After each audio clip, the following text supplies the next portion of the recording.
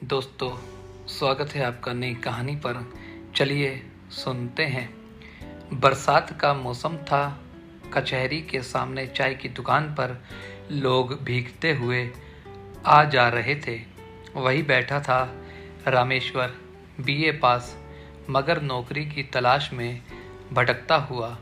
पास ही बैठा था उसका बचपन का दोस्त गोपीनाथ, जो शहर के मशहूर कपड़े के व्यापारी का बेटा था। उसी वक्त वहाँ आई सुशीला, गांव की नई नई आई एक सुंदर, चंचल और चतुर लड़की। उसका रूप ऐसा था कि जैसे ही वह चाय की दुकान के पास रुकी, दोनों दोस्तों की नज़रें एक साथ उसकी ओर उठ गई। रामेश्वर ने सुशीला की मुलाकात पुस्तकालय में हुई। उसने धीरे से मुस्कुराकर कहा, आप तो बड़े पढ़ाकू लगते हैं, क्या मुझे भी कोई अच्छी किताब सुझाएंगे? रामेश्वर का दिल पिघल गया। वह रोज उसके लिए किताबें चुनने लगा, उसके घर तक पहुंचाने लगा।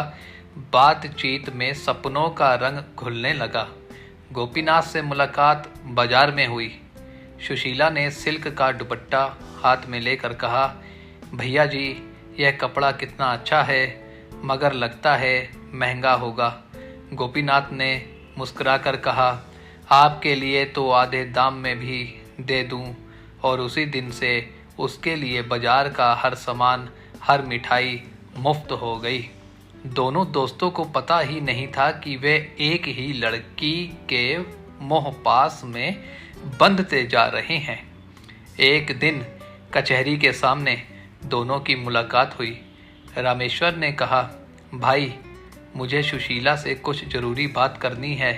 गोपीनाथ ने चौंक कर कहा, सुशीला?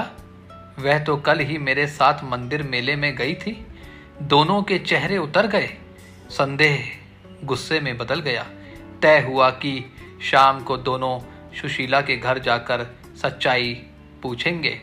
सुशीला ने दोनों को बैठाकर चाय पिलाई और बोली, आप दोनों ही मेरे लिए अच्छे हैं।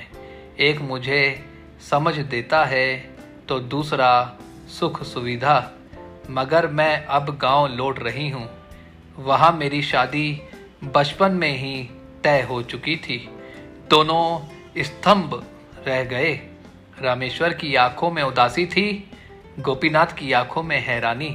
सुशीला हंसकर बोली, जिंदगी में हर रिश्ता शादी के लिए नहीं होता। कभी कभी यह हमें हमारी नादानियों का आईना दिखाने के लिए भी आता है। सुशीला चली गई और पीछे रह गए दो दोस्त, थोड़े शर्मिंदा, मगर अब पहले से भी ज़्यादा एक दूसरे के करीब। धन्यवाद।